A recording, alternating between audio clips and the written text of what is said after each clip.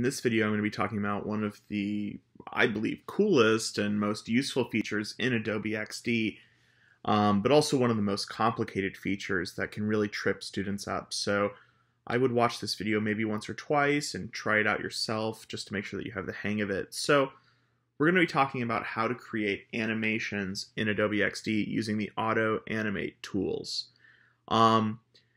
Without going too much into animation itself as a concept, just have the knowledge that computer animation is based on what's called a tween system, as in between, T-W-E-E-N.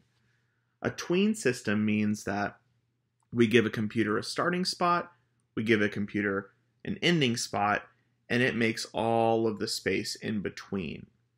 By doing that, the computer handles all of these kind of like transitional animations. So for instance, if we drew a person with their arm straight down, and then we drew a person with their arm straight up, right, we could flip back and forth between those and we'll see, oh, the arm's up, the arm's down. If we gave that to the computer to tween that animation, it would create a smooth transition of their arm going from the bottom state to the upper state. So that's what we're going to do with this interface. I have a really simple slider that I've created just to show you what this is. It's a ellipse on top of a rounded rectangle and another rounded rectangle. So these are just a couple different elements that are all sort of sitting on top of each other. I'm going to create a draggable slider so that this slider can be dragged by the user in Adobe XD, and it's going to create an animation that's going to spin this rectangle. So a couple things. All of our animations are going to occur with that tween system. So we're going to have two artboards. We're going to have the starting artboard and the ending artboard. This is important because you should be done with pretty much everything on your first artboard before you go and create your second. In particular, the names have to be consistent across artboard to artboard. So in our first artboard, which I'm just going to rename to Home, in fact, I'll call it Home Animation A. Within this artboard, whoops, there we go, just double click it, we have all of these different objects. We have rectangle 3, which I'm going to rename to spinning rectangle. I'll just call this ellipse. This will be color bar, and this will be blank bar.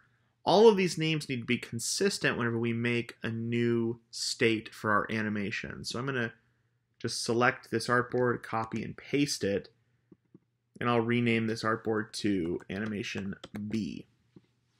Okay, so I have these two artboards, and just looking at them, if I have the first one selected on my artboard menu, which you can get to by clicking this little bottom arrow, I can see, okay, that stuff looks good. If I click on the B, okay, yeah, so they're named the same things. That's the most important part. If they're not, then I would want to go in and make sure that they have exactly the same names. So let's now make our animation modifications. So this is my starting state and my ending state. So I'm going to hold down Shift so that I move it in a straight line. I'm going to move it all the way over here. I'm going to take this bar and I'm going to just drag that out. Okay. And I'm going to grab this square and just rotate it like that.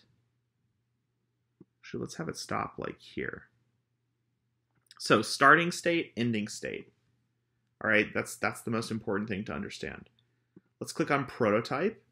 And now whatever is interactive, that's what I'm going to use as my animation movement. So I'm going to click on the circle here because that's the interactive element. I'm going to drag my transition to this artboard. And I'm going to say auto animate. So usually this is on transition. I want it to say auto animate. I'm going to say drag. And we just want the destination, just make sure that it's saying the right artboard. We don't need any easing, and I'll show you why in a second. So what I do by saying drag, that's saying this object is draggable. Okay? And as we drag it, it's going to perform this animation. So I'm going to hit play, and we're going to see the magic. So I can click and drag. And as I start to drag, look, I can drag back and forth. It creates this great interactive animation. Now, if I get to the end and I release, it's going to stop the animation. It's going to fully transition to the next artboard. So what if I release halfway? It's going to either jump to one end or the other end of that animation. So this time it jumped to the completion. I don't have a way to get back because I don't have the back created yet. So let me click back on this and just transition back to this one. I'm going to do a drag, auto animate back to home animation A, and I'll hit play. So now I can drag and get over there and drag back. So I'm able to now drag fully back and forth and create this really cool animation for someone to visualize. Now, theoretically, yes, I could make an animation for each like stop here, but this is a simple way to make a really powerful interactive element to your project with just a few minutes of work.